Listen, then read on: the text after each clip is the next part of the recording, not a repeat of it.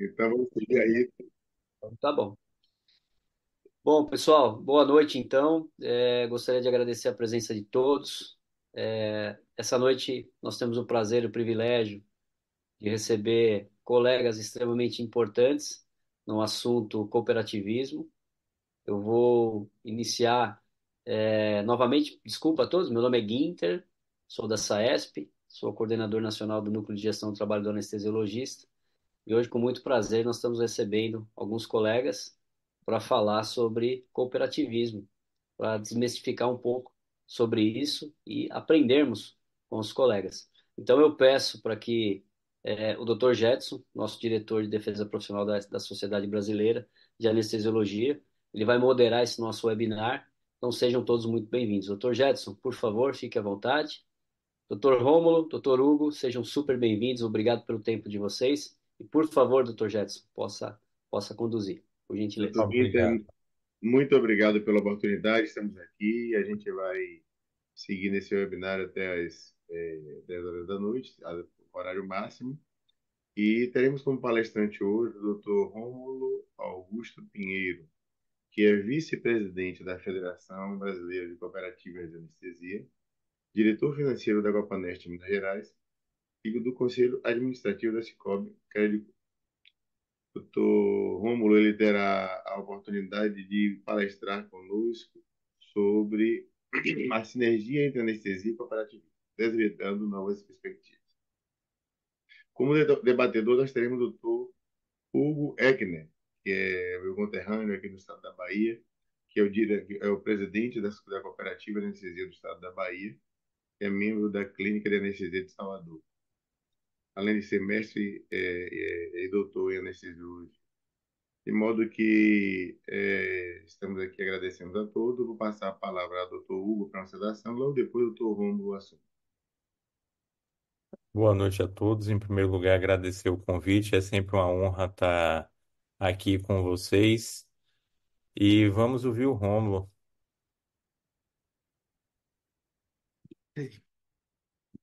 Vamos lá? Pode passar o primeiro, ela. Ela ficou de projetar para mim.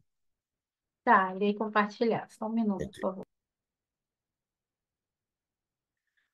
Boa noite a todos. Eu, em nome do Dr. Jedson, eu gostaria de agradecer ao NGTA pelo convite para falar de um tema que eu acredito totalmente. Agradeço também a presença de todos. E o próximo, por favor. Estas são as instituições que eu participo.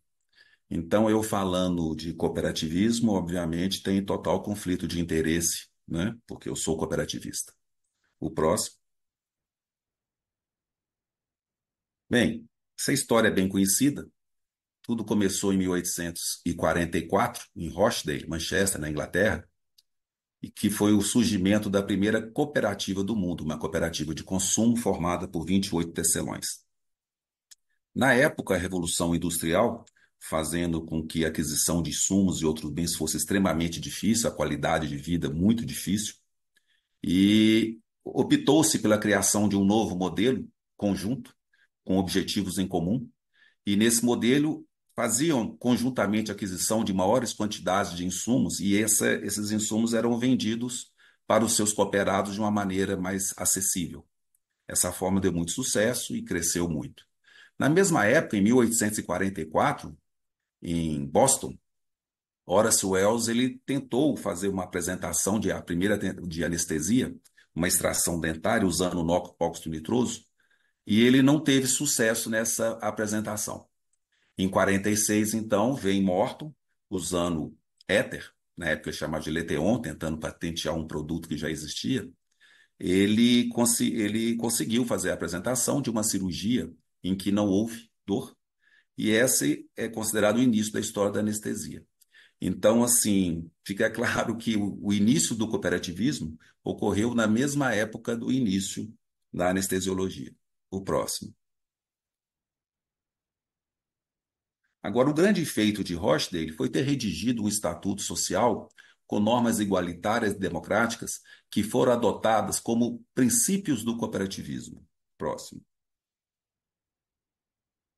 E esses princípios, os 7 princípios do cooperativismo, são adesão livre e voluntária, gestão democrática, participação econômica, autonomia e independência, educação, formação e informação, intercooperação e interesse pela comunidade, que mais adiante eu vou falar mais sobre ele. O próximo. Vindo para o Brasil, a primeira cooperativa é dos funcionários públicos de Ouro Preto, em 1889. E chamando a atenção que em 1888, a princesa Isabel, ela assina a Lei Áurea em maio também, e isso comprometeu uma economia escravocrata que existia na época, principalmente açucareira, e com isso Dom Pedro II ele perde parte de apoio político que ele tinha. Em 1889, nesse ano da cooperativa, ele é deposto, é exilado em Paris, e é o fim da monarquia com o início da república. Então, num período não menos conflituoso, socialmente, politicamente e economicamente, a opção também foi criar uma cooperativa. O próximo. O cooperativismo, ele é um modelo de negócios que une pessoas em busca de um mesmo objetivo, buscando crescimento e desenvolvimento. O próximo. Numa linha de tempo, a gente tem como em 1956 a Policlínica Central em São Paulo, considerada a primeira empresa de plano de saúde, maior cliente era a Volkswagen. 1960, a indústria automotiva crescendo, só lembrando aqui, de 56 a 61 foi governo JK, 50 anos em si, construção de Brasília, quando também começaram a aparecer os primeiros planos de saúde. Em 1966 foi a criação do INPS, e 67 foi a primeira cooperativa médica propriamente dita, a Unimed Santos, no mesmo ano que a primeira tabela da MB. Essa cooperativa médica veio também num ano conflituoso politicamente, e em 69 a criação da OCB, a Organização dos Cooperativos do Brasil, e em 71 a Lei 5764, que é a Lei do Cooperativismo. O próximo. Em 74, a nossa primeira Copanest, a Copanest Goiânia, que esse ano está completando 50 anos. Em 1976, a Copanest Pernambuco. Em 1980, as asseguradoras no mercado de plano de saúde. Em 1988, com a nova Constituição Federal, a criação da FEBRACAN. E a FEBRACAN é criada num momento que, em 1989, a inflação do Brasil, a gente parece que esquece, né? Atingiu 1.782% ao ano. Em janeiro de 1990, a inflação anualizada do Brasil chegou a 2.000%. Em 1990, uma exigência da Constituição Federal, que era o SUS, um Sistema Único de Saúde, é implantado e começa a funcionar. E em 2003, a criação da CBHPM. Para o próximo. Nos anos 90, isso chama muita atenção, na época, os hospitais é que faziam a cobrança dos honorários médicos e praticavam uma retenção e sem controle de glosas. Então, o hospital, ao receber o faturamento dos recebimentos médicos, eles seguravam esses valores por alguns meses e quando o profissional recebia, ele não tinha o controle do que estava sendo pago, muito menos do que deixou de ser pago. Agora, uma retenção numa época de inflação de quase 2.000%, isso era uma perda enorme para os profissionais que estavam trabalhando. Então fica fácil de entender por que nessa época a maior parte das cooperativas médicas surgiram. Porque elas demonstravam uma gestão mais eficiente, além de uma negociação direta com as operadoras. Próximo. Nos anos 2000, veio o fortalecimento das cooperativas médicas e elas assumem o protagonismo junto às operadoras. É uma época que as federações já estavam estabelecidas, a FENCOM, a FEBRACAN, as cooperativas de consumo médio, a COPIMED já existente, uma cooperativa de crédito da área de saúde, o Cicobi Credicor, cooperativas hospitalares e de especialidades já implantadas e funcionando, cooperativas da área de saúde também no Brasil inteiro, e isso tudo visando um outro princípio cooperativista de 1844, que é a intercooperação. Próximo. Nos anos 2010, o que acontece é uma concentração das operadoras e estabilização dos números de beneficiários. Nessa década, houve uma diminuição de 30% no número de operadoras e o número de beneficiários ficou relativamente constante, com um ápice em 2015, 50 milhões, e pelos dados da ANS, em 2023 agora, são 51 milhões de beneficiários. Então, se a gente levar essa curva até o ano de 2023, dos beneficiários, possivelmente será uma reta muito similar ao que está aí. O próximo. Bem, em 2015, a SBA e outras instituições, estimulando o uso da tabela CBHPM para a cobrança por honorário profissional, o CAD entendeu isso como lesivo ao direito concorrencial e fez uma atuação em várias instituições. Nessa época, o jurídico da FEBRACAM, junto ao CLADES, alinharam em um compliance, que era um termo já existente na época, mas pouco conhecido, e criaram esse compliance visando melhores práticas de governança cooperativa. Esse compliance CAD-FEBRACAM, ele foi referência de compliance no Brasil durante muito tempo e se viu de modelo para vários tipos de compliance de diferentes áreas, e promovendo a autogestão, gestão democrática, que também é um princípio cooperativista de 1844, e autonomia decisória das filiadas. Ser filiada da FEBRACAM, com compliance, é incorporar integridade de gestão, defender a dignidade profissional de seus cooperados, sem abusar de seu poder de mercado, que é o direito concorrencial. O próximo. Então, o compliance, ele existe para garantir conformidade com leis, regulamento e padrões éticos internos e externos. Próximo. Essa notícia é de maio agora. Eu trouxe para exemplificar que o sistema OCB do Ceará e o Tribunal de Contas do Estado do Ceará, eles discutem uma parceria para combater fraudes em cooperativas. O presidente do sistema OCB do Ceará, Dr. Eduardo Vital, ele é delegado da FEBRACAM, membro da diretoria da Copanest Ceará, e isso tem tanta importância que já existem certificações que visam justamente enfatizar essa questão. Existe a ISO 37001, que é para combater fraudes e subornos, e a ISO 37301, que é de um alinhamento de gestão em compliance. Pode mudar? E até então, 2020, a pandemia. A pandemia é aquele momento que as profecias do profeta Raul Seixas se concretizaram, né? O dia em que a Terra parou. Pode mudar? Eu gosto muito desse slide, ele é específico em relação a cooperativas de crédito e mostra como era a presença da cooperativa de crédito no território nacional de antes e depois da pandemia. Então, a gente vê claramente que depois da pandemia aumentou muito a presença das cooperativas de crédito no Brasil. E a pandemia e o pós-pandemia imediato foi um período em que os bancos de primeira linha todas reteram crédito. O acesso do crédito era extremamente limitado, porque a inadimplência nesse período era muito alta, falência crescendo muito, então os bancos de primeira linha seguraram o crédito, ao contrário das cooperativas, e que aumentaram a sua presença no mercado. Então, mais uma vez, num cenário de crise, a solução foi ter cooperativa. O próximo. E qual é esse cenário pós-pandemia? É de mais concentração, verticalização, tecnologia e alto custo, aumento constante da utilização pelo beneficiário, prejuízo das operadoras. Esse aumento constante do beneficiário inicialmente pensou se tratar de uma demanda reprimida, mas hoje acredita-se mais que é pela facilidade de acesso ao sistema pelos aplicativos que existem. Preocupação com a sustentabilidade do mercado de saúde, adaptação às gerações, ao mercado de trabalho, modelos de remuneração, qualidade de vida, burnout hoje é um tema prevalente em todas as equipes, simpósios e congressos, formação excessiva na lei da oferta e da procura.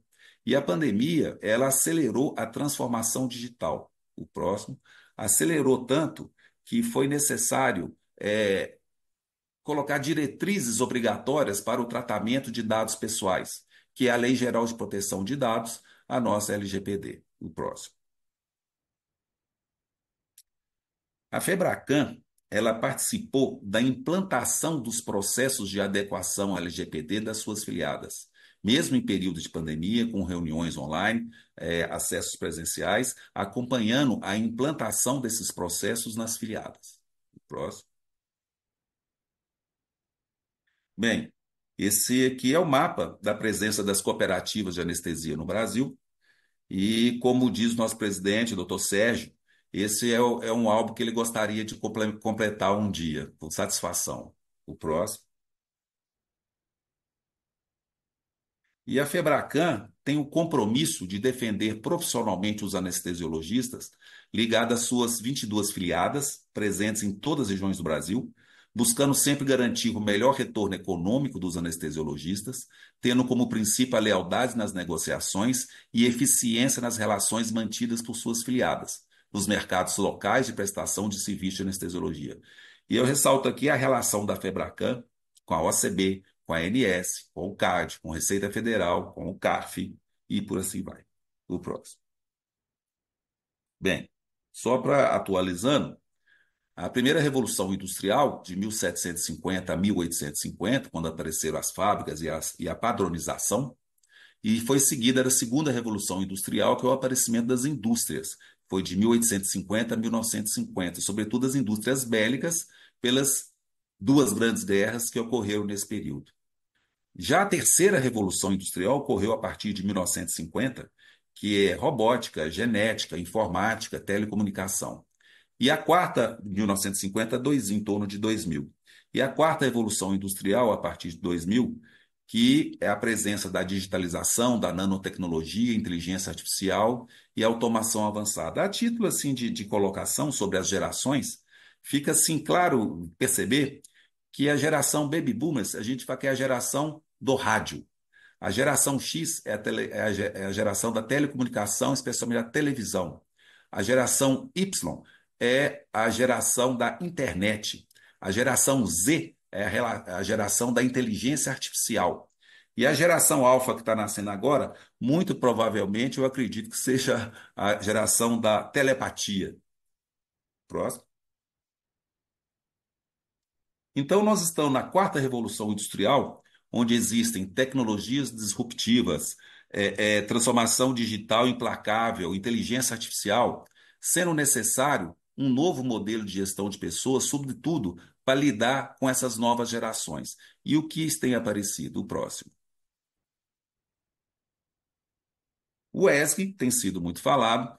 O ESG não tem só não foco em governança, mas também um foco social e ambiental. E quando eu falei que eu ia ressaltar lá atrás um pensamento de 1844, com a preocupação com a comunidade, a gente vê hoje como, não vou falar novidade, mas um foco de gestão preocupado com o social, preocupado com o ambiental. Então, o ESG ele não é apenas uma pressão de mercado, mas uma demanda de uma sociedade mais crítica. O próximo.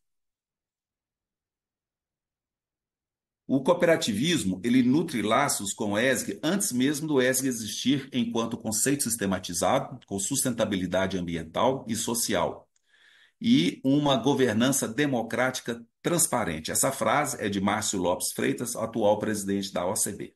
No próximo.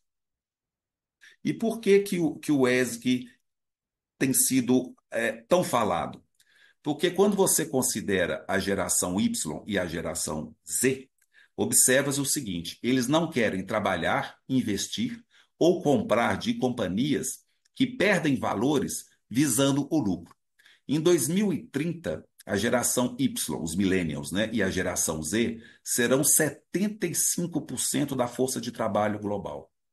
E as pesquisas que estão sendo feitas com eles mostram que 83% vai confiar mais em uma companhia se ela é socialmente e ambientalmente responsável. 67% irão recomendar produtos e serviços se a companhia for socialmente responsável. 89% estão dispostos a mudar de marca se a segunda for associada a uma boa causa. 87% irá comprar produtos de uma companhia baseada em valores. E 76% estão dispostos a boicotar companhias que apresentem perdas de valores. Então, essa é a característica principal da geração Y e da geração Z. Mas como que eles pretendem trabalhar? O próximo. Isso é uma adequação agora à gig economy, que o que é? A gig economy é a realização de trabalhos esporádicos sob demanda, especialmente via plataformas digitais, com flexibilização da jornada de trabalho. Essa é uma grande característica dos trabalhos agora. O próximo. E como que eles veem, o porquê que eles estão se adequando a isso? Bem, 48% relatam que essa modalidade de trabalho em plataforma digital daria mais autonomia e controle de tempo. 48% acreditam que é possível balancear mais a carreira com as necessidades familiares. E 55% relatam que conseguem fazer um rendimento extra com o trabalho via plataforma digital. Agora, o que eu achei já impressionante é que 22% relatam que a única forma de renda já é via plataforma digital. O próximo. E de que nós estamos falando? Nós estamos falando do mercado de saúde no Brasil, que é o oitavo maior mercado de saúde do mundo. É 9% do PIB. O PIB de 2023 foi 10,9 trilhões de reais. Então, nós estamos falando algo em torno de 1 trilhão de reais por ano. O próximo. E os desafios em relação a isso? Bem, os desafios, adaptação ao mercado, com ênfase nos consumidores cada vez mais conscientes, a eficiência de custos, com ênfase em estabilidade política e econômica muito prevalente no nosso país, o compliance regulatório, com ênfase na complexidade no ambiente regulatório, nessa insegurança jurídica que a gente vive, e inovação e transformação digital, ou seja, já é o trabalho que as cooperativas fazem no dia a dia. O próximo. E o que esperar? Bem, a transformação digital, ela afeta o mercado como um todo e cada vez mais. E qual é o limite dela? E eu falo que a resposta está aí com Buzz Lightyear. O próximo. Bem, para lidar com todas essas mudanças, os autores preconizam a necessidade de liderança, adaptação às culturas e a realização das mudanças necessárias. O próximo. E a mensagem que eu gostaria de deixar é que o desafio mais importante dos nossos dias é o encerramento de uma época de continuidade, época em que cada passo fazia prever o passo seguinte, e o advento de uma era de descontinuidades, onde o imprevisível é o pão de cada dia para os homens, para as organizações e para a humanidade como sistema. Essa frase parece que é uma frase pós-pandemia, ou uma frase do mundo bunny, mas, na realidade, Peter Ferdinand Drucker, ele faleceu em 2005 e, muito provavelmente, essa frase é uma frase do século passado. O próximo. Bem, era o que eu tinha para falar. A gente vai abrir a discussão. Muito obrigado a todos aí pela atenção. Excelente, Rômulo. Parabéns. Obrigado. Eu vou abrir a palavra ao doutor Hugo, que é o debatedor, para fazer suas considerações. Parabéns, Rômulo, excelente aula. Você trouxe o cooperativismo sobre uma ótica não só da medicina, mas principalmente fora dela, do ponto de vista conceitual. Mas, assim, pensando sobre esse aspecto de novas perspectivas, eu vejo que um cenário que é extremamente interessante da gente discutir é o cooperativismo sob a ótica de entrega de qualidade no ambiente concorrencial. Eu não sei se você concorda comigo, porque já existe um nível de organização no cooperativismo muito grande, a entrega já existe e a situação do ambiente concorrencial, você podendo lidar com o mercado de forma mais adequada. O que é que você pensa disso, Romulo? Olha, a entrega de qualidade é sempre um handicap positivo em qualquer situação. E nesse ambiente concorrencial, é aquela eterna balança de interna qualidade com custos disso, né? Então, qual é a projeção dessa balança? Se alguma estrutura tem maior força para enfrentar mais fortemente em relação da qualidade, eu acho que tem muito a ganhar. Eu acho que a entrega de qualidade, em qualquer cenário, sempre será positiva. Mas o que a gente vê muito hoje é uma pressão em cima de custos. E a gente percebe claramente modalidades diferentes disso. Tem lugares em que a gente percebe que a balança pesa mais pela qualidade, e tem lugar que a balança entrega mais para o custo. Então, competitivamente, essa balança, eu acho que ela vai procurar o nicho dela nos lugares específicos. Na minha visão, a entrega de qualidade é sempre uma prioridade.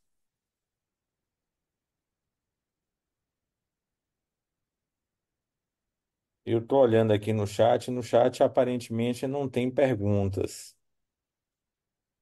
Eu vou abrir também para se Guinter quiser perguntar, Jedson. E assim, ressalto, seria interessante quem tiver alguma pergunta, fazê-la pelo chat.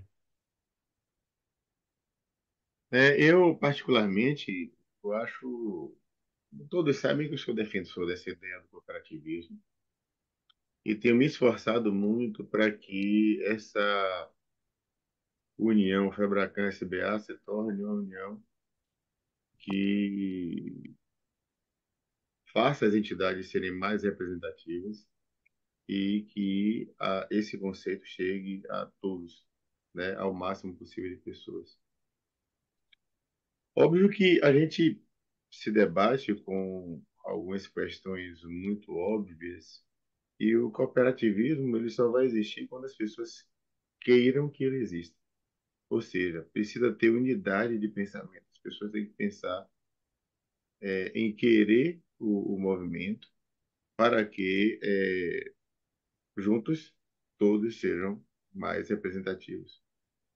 De modo que eu tenho notado, não sei se é impressão minha, eu acho que todos aqui, Guinter, o Hugo e Rômulo, poderão confirmar comigo, que no Brasil como um todo, eu acho que já temos, como você mostrou no mapa, uma situação em pensar a possibilidade de o mapa do Brasil todo fechado, né? Hoje, seguramente, mais de 80%, né, Rômulo, dos Sim. estados brasileiros ter algum tipo de atividade de cooperativismo em anestesia. Então, isso, para mim, é de muita importância, sinal de que o modelo deu certo. Agora, a pergunta fica: se a gente tem uma empresa muito organizada, né, muito bem organizada, que trabalha muito bem, que une todos os indivíduos, isso substituiria o cooperativismo? Como empresa, Sim? olha, tem diferença, né? E o, a aliança do cooperativismo com o empreendedorismo não é descartada. Não é uma vez, como eu falei no início com o Guinter. Uma coisa não exclui a outra, né? Então, por exemplo, se você tem um modelo, como você colocou aí, visando situações similares e com uma forma de gestão similar, basicamente é o cooperativismo que está sendo feito. Se você tem objetivos em comum, reúne pessoas dessa forma, uma gestão democrática, com foco em um objetivo, isso é cooperativismo, né? E se você seguir pela linha do cooperativismo, você entrará numa instituição, num grupo muito forte, que existe toda uma padronização em cima de OCB, que a gente faz parte. Hoje existe, por exemplo, a FRENCOP, que é a Frente Parlamentar, com mais de 200 deputados alinhados, não, que entendem o cooperativismo. E é onde a OCB consegue conversar e se fazer entender nas questões que são colocadas de políticas novas. Então, assim, eu vejo muita vantagem no cooperativismo, sobretudo da forma em que ele é estabelecido.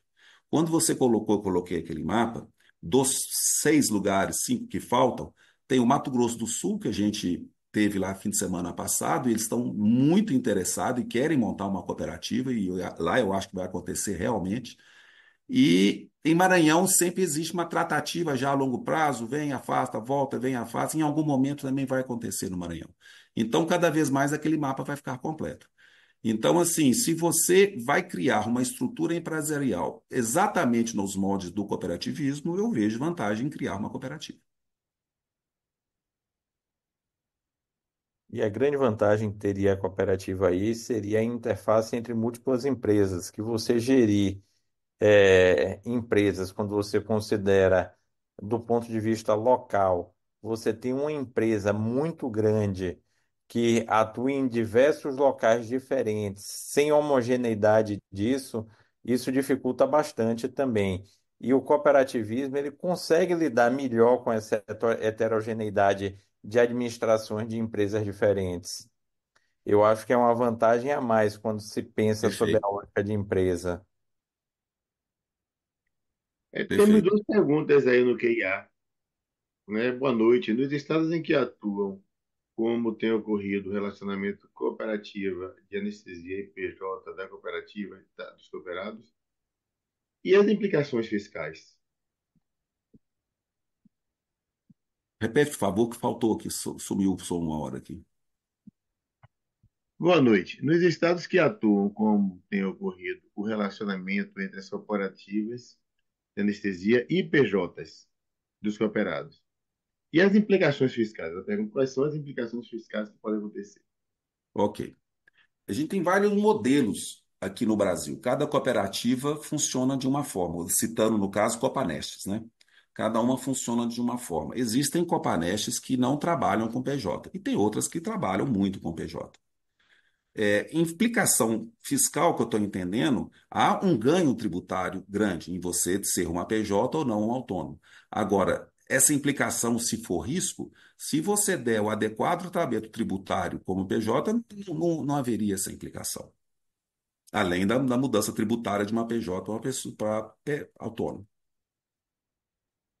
Acho que existem vários pontos, né, de discussão nisso aí, mas acho que você está basicamente falando de que se você vai cobrar como pessoa física, os acréscimos a serem pagos nas diversas taxações são maiores. Na pessoa jurídica, você consegue reduzir esse custeio. Basicamente Sim. isso, né, Romulo? E essa redução de É. custeio, a longo prazo, em 10 anos, você consegue ver o resultado de maneira muito prática, né? De modo que é um Aqui, temor sim. que alguns estados já não vivem, né? A questão não é clara na legislação, porque na Lei 57, né, a 5460 de 1971, ela coloca a possibilidade de se trabalhar com pessoas jurídicas em caráter de excepcionalidade, só que ela não define o que é isso. Então, assim, não define uma relação de números. O que existe nas cooperativas que trabalham com PJ é que todo anestesista que participa de uma PJ, ele é cooperado como pessoa física e está dentro de uma PJ. Essa é uma condição única para você ter a PJ dentro de uma Copanest. Agora, o aspecto tributário é muito claro, né? Eu acho que assim, há um ganho tributário muito grande. Hugo, tem algo a acrescentar? Não, nesse tocante, não. Ok. A próxima pergunta aqui do QIA. Boa noite. Qual a visão das cooperativas quanto ao nossos modelos que grandes empresas trazem como anestesistas? Há hoje uma discussão grande entre o modelo que, por exemplo, a rede Mater Dei para a Bahia. Quais são os riscos que os anestesistas incorrem? Tá? O modelo de grandes grupos trazerem anestesiologistas. É isso? Não, ele fala assim, qual a visão das cooperativas quanto aos novos modelos que as grandes empresas trazem para os anestesistas? Na realidade, o modelo de relacionamento entre a empresa e o profissional médico, praticamente falando de exploração de colega para É. colega, né? Há hoje uma discussão grande ao modelo que, por exemplo, a rede Mater Dei levou para a Bahia, na qual existe, na realidade, uma situação de exploração de colega para colega, na qual não é uma empresa com capital social ou com o que é produzido dividido por rateio, como é na maioria dos locais. Entendi. Em relação aos modelos, eu acho que não é uma questão só do que está acontecendo em relação a tudo. Quando a gente coloca essa não linearidade das coisas, não há dúvida que novos modelos de remuneração vão surgir daqui para frente. Está havendo novos, né, inclusive dentro das Copanest, nova negociação usando novas técnicas de modelo de remuneração. Isso aí vai acontecer, eu não tenho dúvida. Agora, quanto ao que foi colocado aí, eu realmente eu não sei, eu desconheço o que está sendo feito lá. E você sabe, Hugo, em relação ao que foi colocado, o Não, Mater Dei eu não Bahia? sei exatamente, eu não sei como funciona o Mater Dei. É, eu também E não. na Bahia é um hospital relativamente novo, onde você tem um grupo de anestesistas que não circulam muito, tem inclusive anestesistas que vieram de Minas Gerais, então eu não sei exatamente como é que funciona. É. O que a gente tem percebido é que não está sendo raro um modelo que grupos de anestesistas estão saindo, disputando o mercado e trabalhando em outros estados, né? Isso aí, infelizmente, tem acontecido e é uma realidade já que está acontecendo. E aí eu acho que aí fica, não tem como proibir, mas teria como atuar e a cooperativa ser, não vamos colocar forte, nós estamos passando por situação muito similar a essa em algum estado, em alguns estados lá do Nordeste, e eu acho que é trabalhar a força da cooperativa para tentar evitar ou blindar ou negociar em cima disso. Agora, impedir esses grupos virem, não tem como. Isso não tem como. Do ponto de vista prático, até dentro desse contexto, se for observar essas empresas que atuam de um estado para outro, eles só conseguem oferecer a mais o preço. Eu É. acho que a médio prazo isso não é sustentado, porque não tem a questão da qualidade, da entrega, do Isso. compromisso, do engajamento. Mas isso daí dá uma certa bagunçada no mercado, que é uma coisa, vamos dizer assim, que é do jogo. Isso daí vai acontecer sempre. Isso acontece em todos os segmentos. Alguém que chega para queimar preço e muda muitas vezes a relação vigente. Acaba sendo uma negociação perde-perde, todos perdem. Exatamente. Agora eu acredito que a médio prazo não tenha sustentabilidade nisso.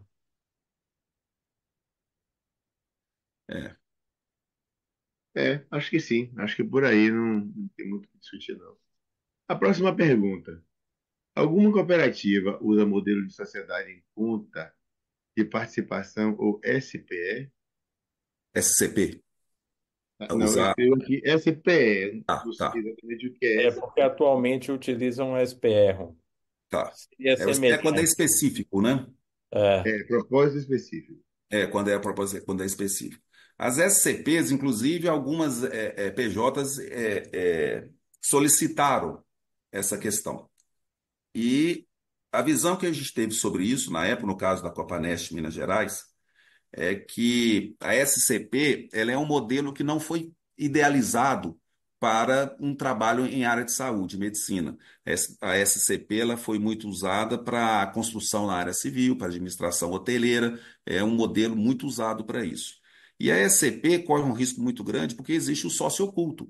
E isso dentro de uma cooperativa é inviável. Uma cooperativa só pode ter sócios anestesiologistas na Copanest. Então, assim, a gente aceitar uma sociedade contra participação com sócio oculto, nós não podemos ter. Isso exporia as Copanest a um risco.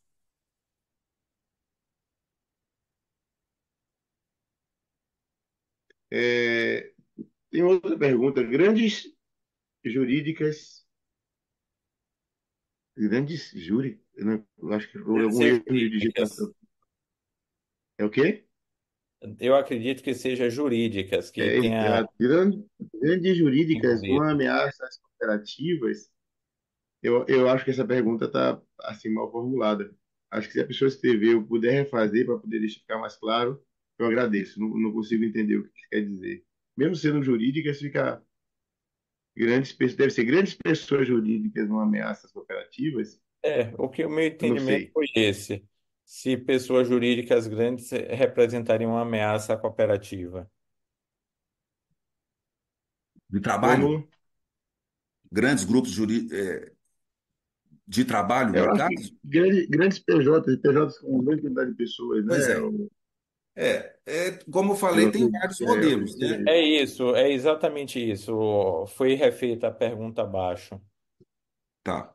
Grande jurídicas de anestesia, grande pessoa jurídica de anestesia, como ameaça às cooperativas, ok. Ok.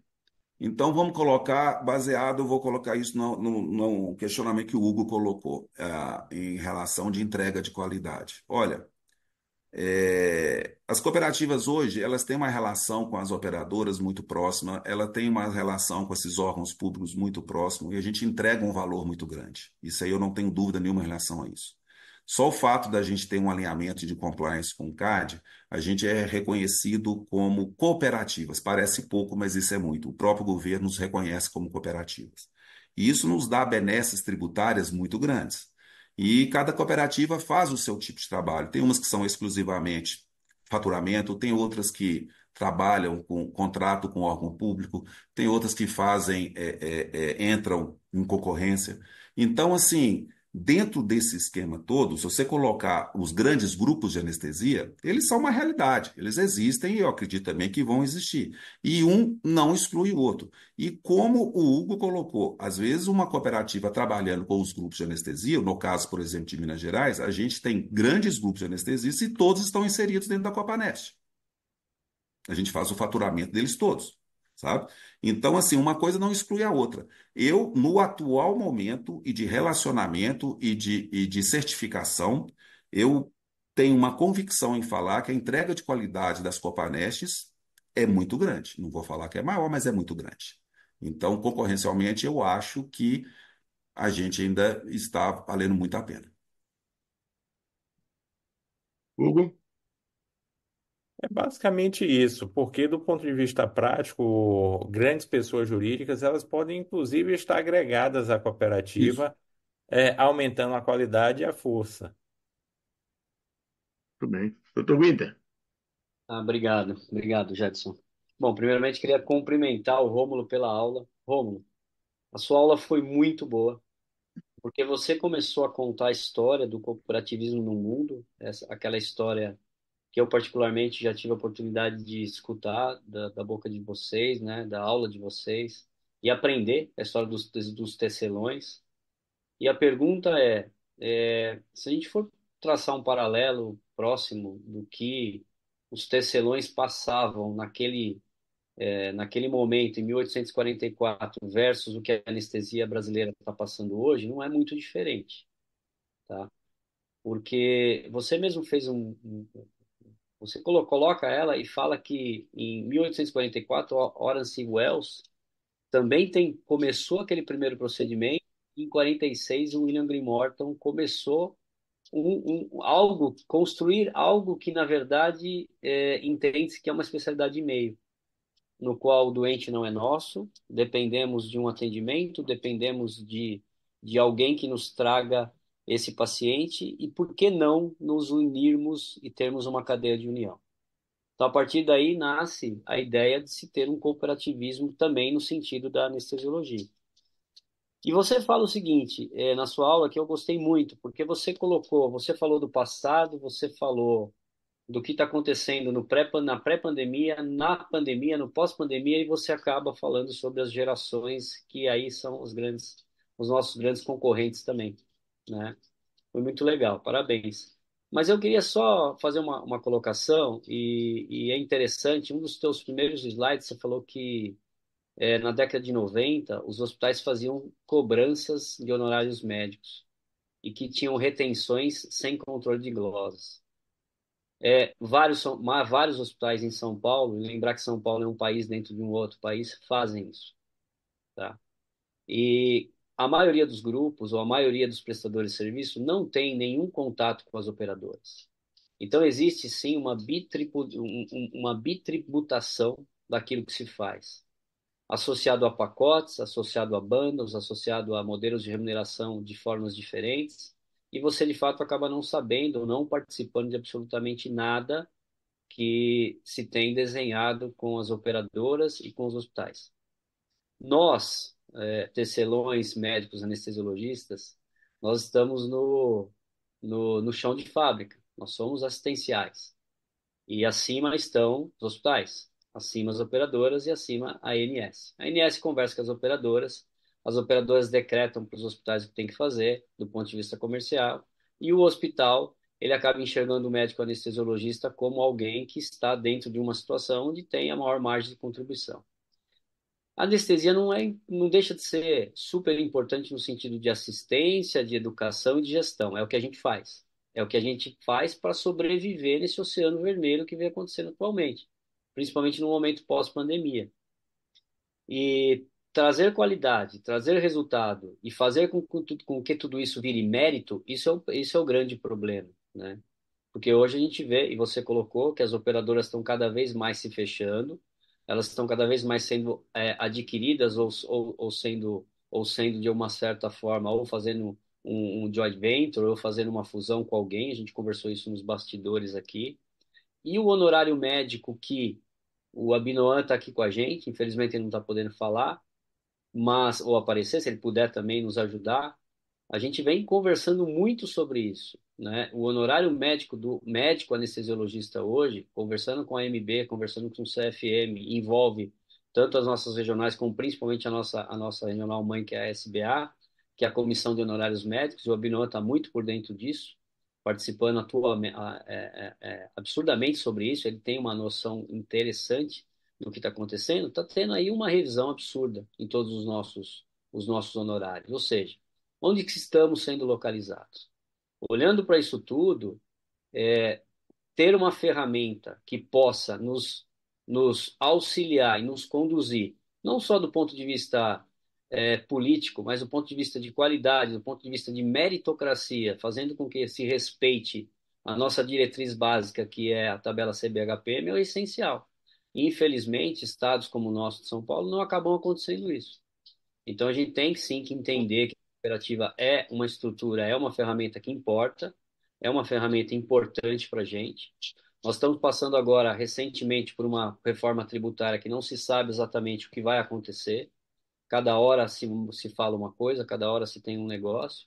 O mercado extremamente agressivo, com as novas gerações criando novas oportunidades. Não que eu seja contra nada disso. Eu também um dia já fui jovem e criei um grupo, e hoje esse grupo está nesse oceano. Mas hoje, de uma forma um tanto quanto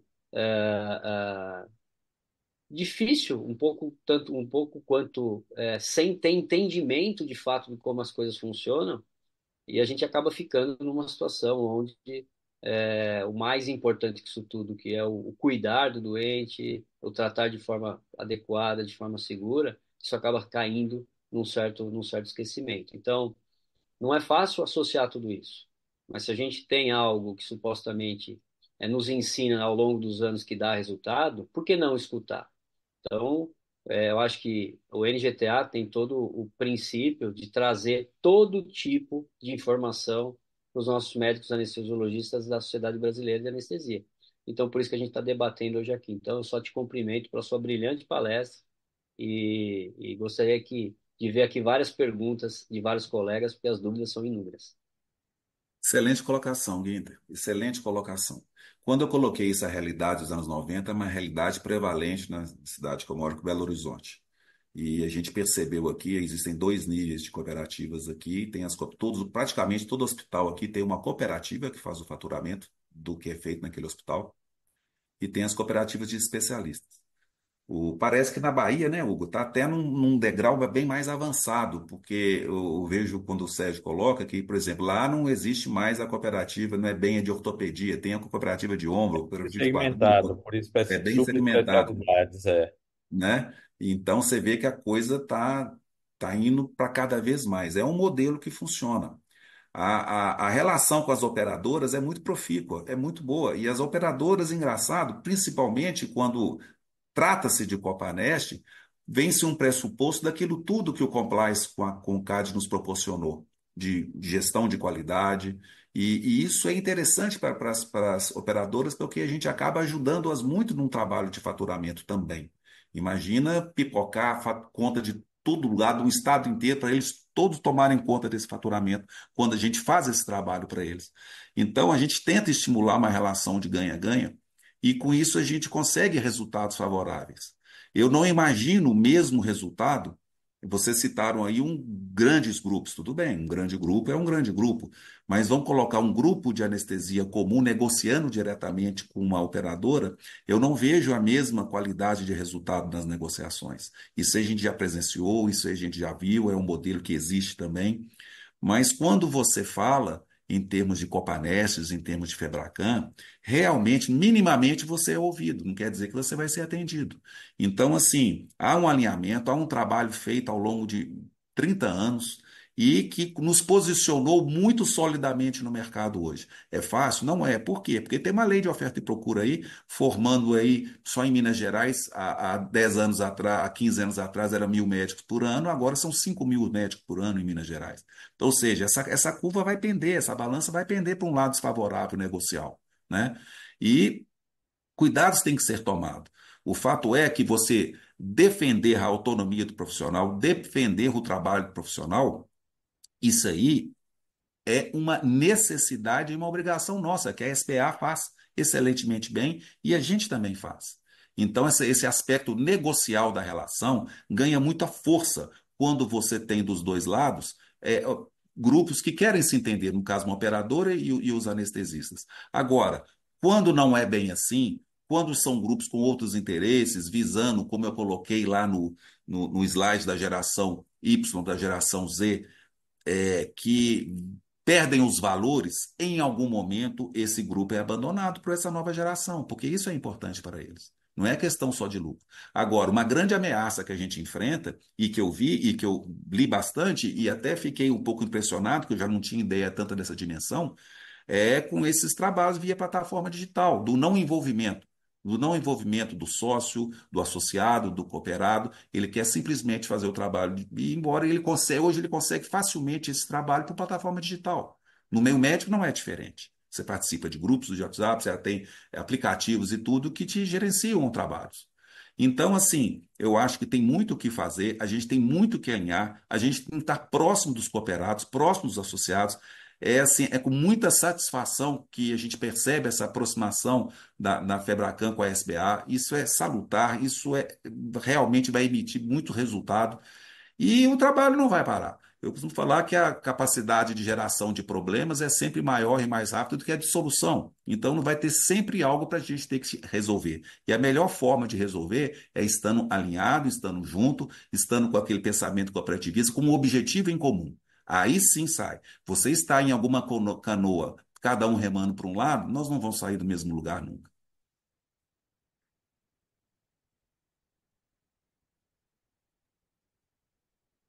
Muito bem, perfeito, Roma. Concordo plenamente com você.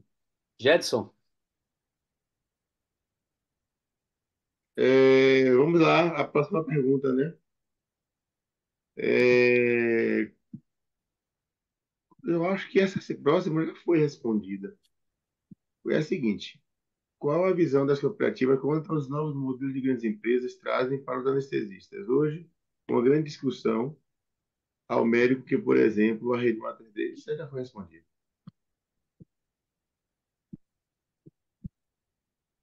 É, alguma cooperativa usa o modelo de sociedade em conta, com participação ou SPE? Eu desconheço. Eu até citei o exemplo aqui. Não, isso já foi. Não, essa já foi. Eu acho que não, essa foi. Transformação de cooperativas em hubs de contrato, transferindo para as PJs prestação direta para as operadoras. Evita a bitributação, é um caminho.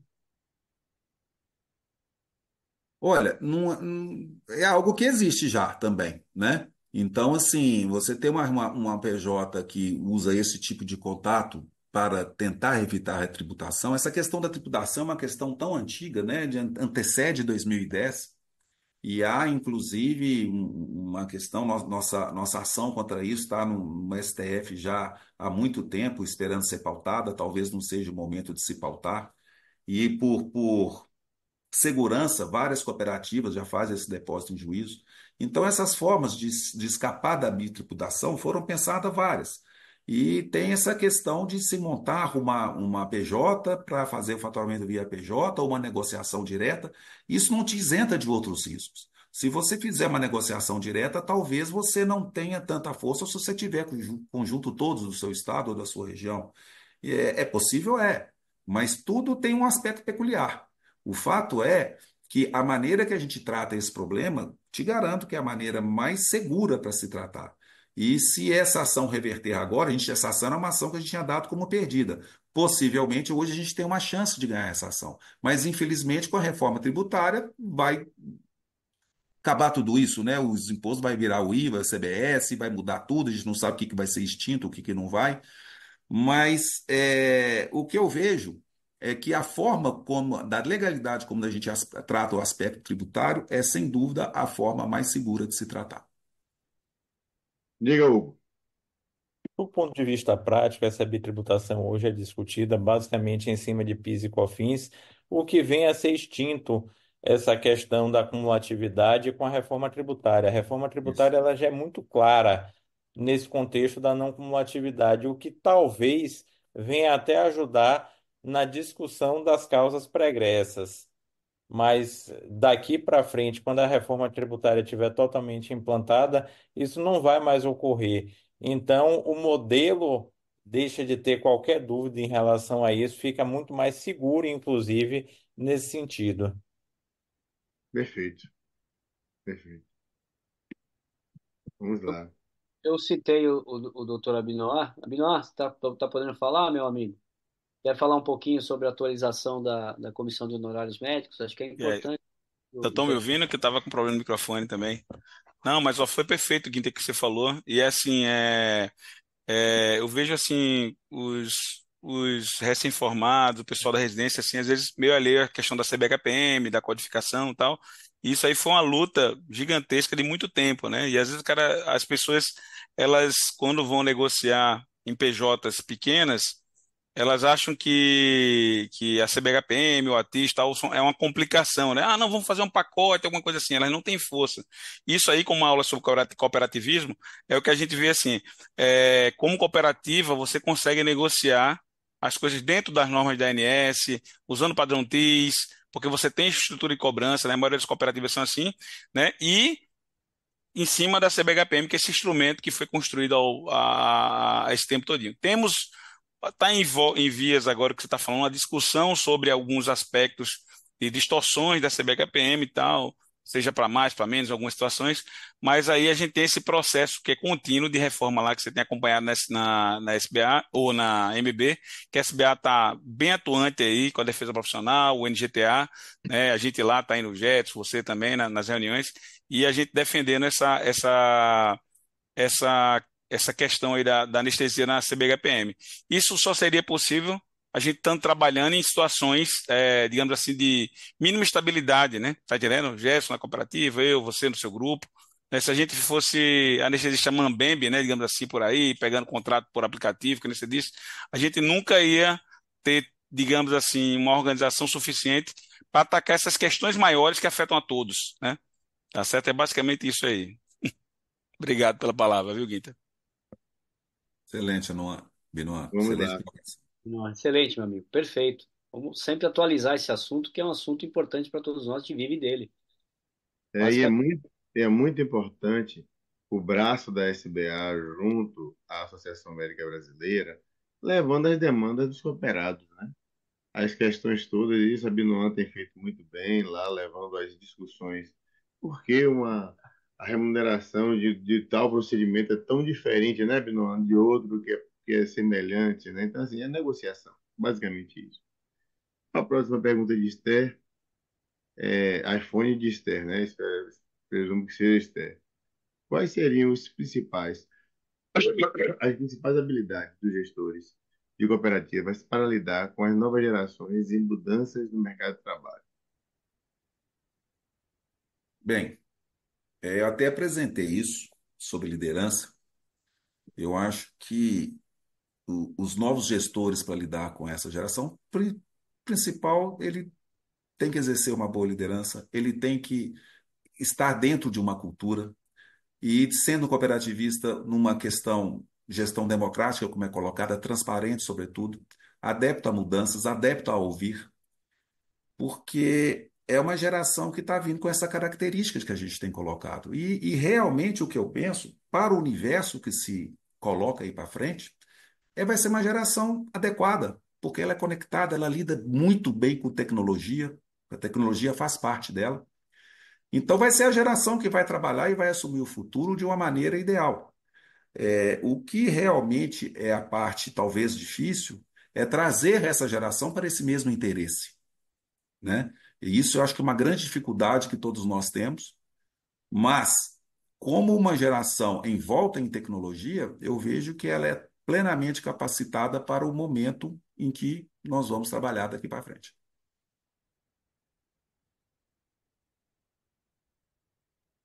O Gabinoan tem Eu, alguma coisa a eu acrescentar? queria acrescentar aí, viu, Rômulo, é que é interessante, né? Quando a gente pensa assim, em gestão e lidar com a geração, o que a gente vê nas cooperativas é que tem essa dificuldade de ficar trazendo esse pessoal, né? O exemplo da cooperativa de Natal é que da distância de Stareco para eu, em data de ingresso, eram 10 anos, quer dizer, então do último diretor para mim foram 10 anos sem ninguém estar interessado em gestão, mas aí rapidamente houve uma renovação, né? O pessoal preocupado, e Vinícius hoje talvez seja um dos diretores mais novos. Então o que acontece? Essa geração nova se interessando por gestão, ela que vai fazer a gestão das cooperativas, né? A transformação digital, tudo isso aí que a gente está vendo nas cooperativas, tem essa pitadinha dessa geração chegando e gerando essas demandas e tendo essa familiaridade com esses aspectos dessa sociedade que a gente está vivendo agora, né? Hugo? Não, nada. Beleza. SPC sem sócio oculto. Sem o sócio oculto? Sim. Sim, é possível. É possível ter. Como eu falei, é um modelo não próprio para a área de saúde, né? Não tem muitas vantagens. A grande vantagem da SPC, da SCP, aliás, é que em grupos muito grandes há uma facilidade de mudanças de sócio. Mas nada impede desse grupo de colocar profissionais não médicos, não anestesia, tudo no grupo. Mesmo não sendo um sócio oculto, né? Você vai ver. Então vai ver aquela comunicação frequente de quem são os sócios, tá? Agora, não é um modelo que existe, não é um modelo adequado, não é um modelo, eu desconheço alguma cooperativa, alguma Copanest que tenha SCP.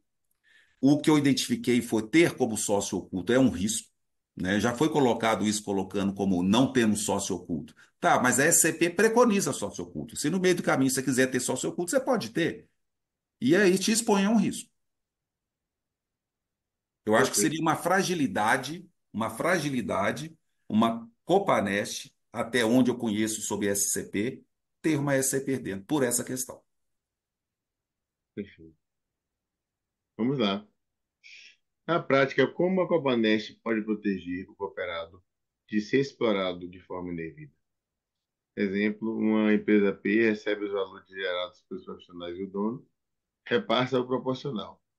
Deve haver alguma forma de proteção ou a impressão de que os benefícios da cooperativa fica apenas para os donos das PJs? Olha, essa pergunta exemplificou o que nós conversamos na palestra. Se é a empresa que está repassando para o profissional, não passa pela cooperativa, né? Então cai naquele problema da remuneração, do acordo feito, do contrato realizado. Se a cobrança dessa empresa por consenso, se fosse possível ter uma pressão para que fosse via cooperativa, com certeza algum resultado negocial seria melhor do que individual.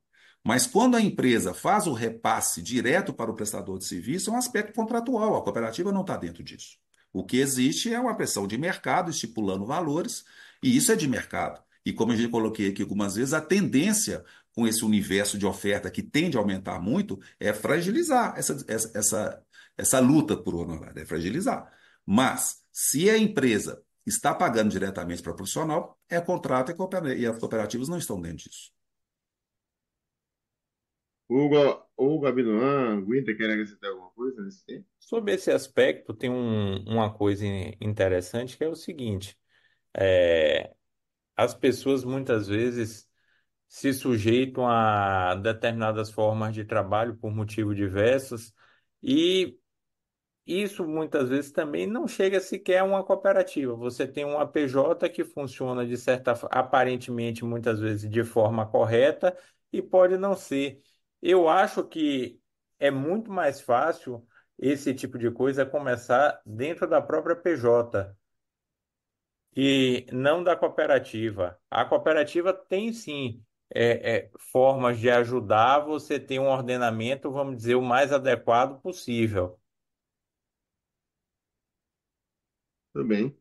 Eu acho que nesse assunto é uma coisa bem, talvez bem interessante. Lute fora de casa o máximo que você puder para poder trazer para dentro de casa a melhor forma para que as pessoas possam viver de uma forma integral. Eu acho que o que eu acredito o que a gente está dizendo aqui da cooperativa é que a cooperativa tem uma força de negociação talvez muito maior do que qualquer grupo.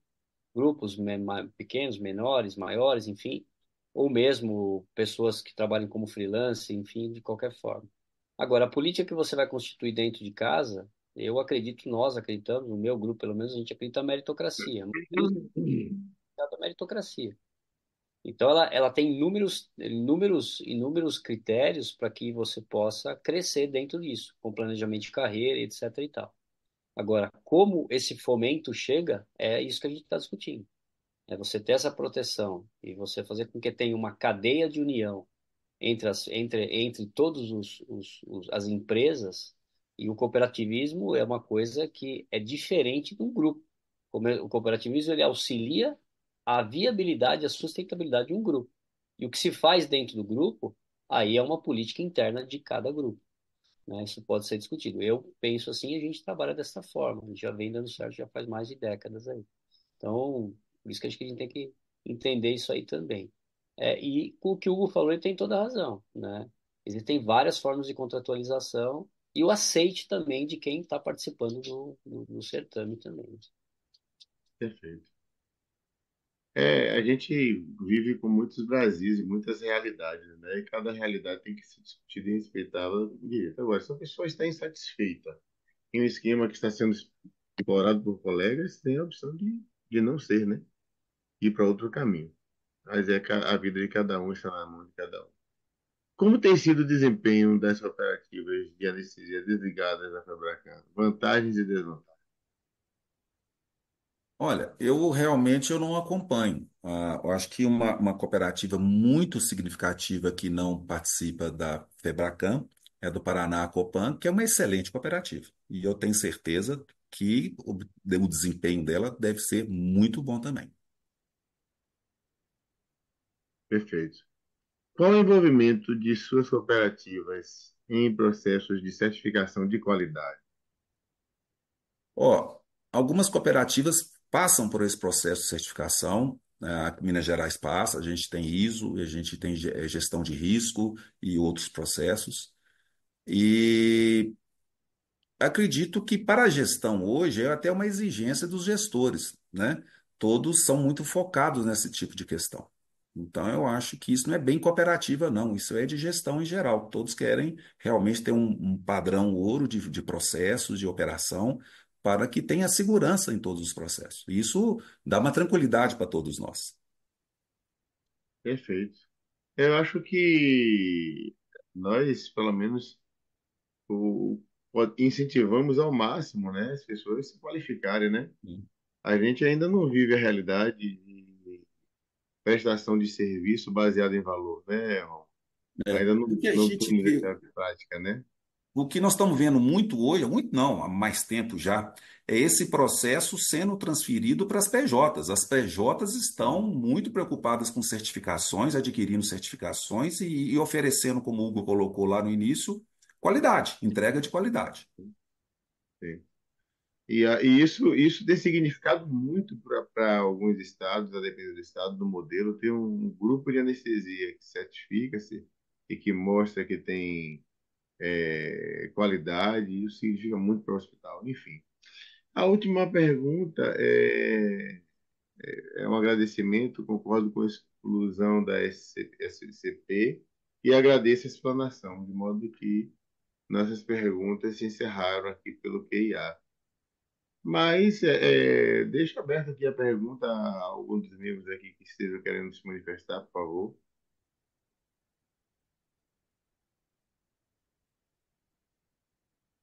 Não havendo, farei eu abrir a palavra ao doutor Abinoam para uma saudação, né, doutor Abinoam? Finalizando nossa história, você que é um parâmetro e está muito bem acompanhado, né? Toda vida ele quer vir aqui participar da reunião. Ele está bem, vai fazer, está muito bem, senão ele vai ser um bom cooperativista. Vai, vivemos disso, Abinoam. Deixa É isso só aí. só falar uma coisa, vocês falaram em qualidade, e qualidade é a essência do que a gente faz. E o nosso presidente Luiz Diego é um cara que criou isso lá atrás. E a gente tem que lembrar nisso porque ele foi um cara que foi teimoso lá atrás com essa história de qualidade. E hoje a qualidade faz parte do mantra de todo serviço de anestesia. E tanto faz parte que as instituições hospitalares esperam isso da gente. Porque isso faz parte da nossa essência, faz parte do nosso core.